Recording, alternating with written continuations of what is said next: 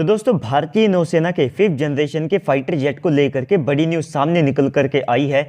और ये बात हमारे थर्ड कैरियर यानी कि आईएनएस विशाल से भी कनेक्ट करके देखी जा रही है कि अगर भारतीय नौसेना एक 5th जनरेशन के फाइटर जेट को एक्वायर करती है तो कैसे हमें एक फ्लैट डेक वाला एक सुपर कैरियर अपने बेड़े में इंडक्ट करना होगा। क्योंकि अगर आप मौजूदा 5th जनरेशन के फाइटर जेट को देखते हैं जो कि नेवी के द्वारा इस्तेमाल किए जाते हैं, तो बेसिकली आप सबको इस कैटेगरी में केवल 2 ही फाइटर जेट देखने को मिलेंगे, जहां पर सबसे पहले अमेरिकन F-35 आता है जिसको डेफिनेटली अमेरिका अपने जो सुपर कैरियर है वहां से ऑपरेट करता है। इसके बाद में चाइना भी अपने J-35 नाम के फाइटर जेट को डेवलप कर रहा है जो कि एक 5th जनरेशन का फाइटर जेट होगा और चाइना उसे अपने सुपर कैरियर फुजियान से ऑपरेट करने वाला है। यानी कि कुल मिलाकर के आप सब कह सकते हैं कि अगर नौसेना के लिए एक 5th जनरेशन के या फिर स्टेल्थ फाइटर जेट को लिया जाता है तो इनको एक सुपर कैरियर या फिर फ्लैट डेक वाले कैरियर से ऑपरेट करना ज़्यादा सही रहता है, क्योंकि उस समय ये अपने पूरे पोटेंशियल के ऊपर परफॉर्म कर सकते हैं। तो दोस्तों इस वीडियो में हम जानेंगे कि कैसे भारतीय नौसेना को आने वाले समय में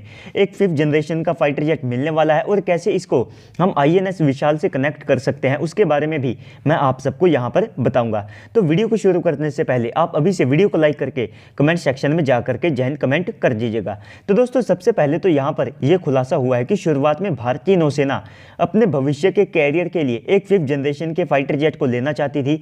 तो इसी सब के चलते हमने ये प्लान किया कि एमका का एक नेवल वेरिएंट यहाँ पर तैयार किया जाएगा। लेकिन दोस्तों जो नेवी के फाइटर जेट होते हैं ये वायुसेना के फाइटर जेट से कहीं ज़्यादा रगेड होते हैं और कहीं ज़्यादा कॉम्प्लेक्स भी होते हैं। तो इसी कारण से यहाँ पर एडीए, एचएएल और साथ में डीआरडीओ ने हमारे एमका का जो नेवल वेरिएंट है वो यहाँ पर 2019 में टाल दिया। यानी कि 2019 में तीनों कंपनियों ने मिलकर के ये फैसला किया कि हम यहाँ पर नेवल एमका को नहीं बनाएंगे। तो इसके पीछे क्या कारण था? तो बताया ये जा रहा है कि हमारी तीनों कंपनियां नेवल एमका को बनाने के लिए तैयार थी, जो कि भारतीय नौसेना का एक 5th जनरेशन का फाइटर जेट होता। लेकिन दोस्तों यहाँ पर इसका जो पहला प्रोटोटाइप है वो आप सबको 2033 के आसपास देखने को मिलता है, जो कि एक फंक्शनल प्रोटोटाइप होता। लेकिन इस सब के बावजूद भी उसका इंडक्शन करने में भारत को काफ़ी ज़्यादा लंबा समय लग जाता।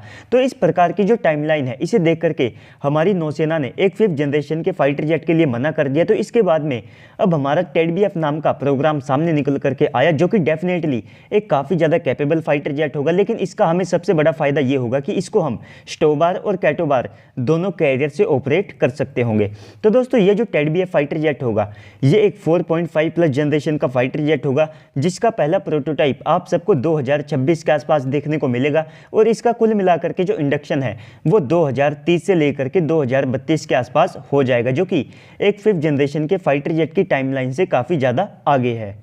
तो कहीं ना कहीं अगर देखा जाए तो ये हमारी कंपनियों का और हमारी नौसेना का काफ़ी ज़्यादा अच्छा फैसला था। क्योंकि अगर मान लीजिए उनका नेवल फाइटर जेट 2033 से लेकर के 2035 के आसपास आता तो उस समय हमारी नौसेना को अपने MiG-29 फाइटर जेट को भी रिटायर करना है। तो इस हिसाब से हमारा जो टेडबीएफ प्रोग्राम है ये एकदम सही बैठता है। लेकिन इस सब के बावजूद भी अब खबर कुछ ऐसी है कि हमारे टेडबीएफ का एक 5th जनरेशन का वेरिएंट बनाया जाएगा, जो कि हमारे एमका की मार्क 2 की जितनी भी टेक्नोलॉजीज है उनको यहाँ बोरो करेगा और इसके स्टेल्थ कैरेक्टर को और ज्यादा यहां पर इनहेंस किया जाएगा। यानी कि आप सबको भविष्य में हमारी नौसेना के पास में एक फुल स्केल का 5th जनरेशन का फाइटर जेट देखने को मिलेगा, जो कि सारी 5th जनरेशन की खूबियों के साथ में आएगा। तो इसको कैसे डेवलप किया जाएगा? तो देखिए दोस्तों हमारा जो मौजूदा टेडबीएफ फाइटर जेट है तो इसका एक ब्लॉक 2 वेरिएंट यहां पर डेवलप किया जाएगा, जिसके अंदर आप सबको सारे 5th जनरेशन के रडार, इलेक्ट्रॉनिक्स और साथ में सेंसर्स देखने को मिलेंगे।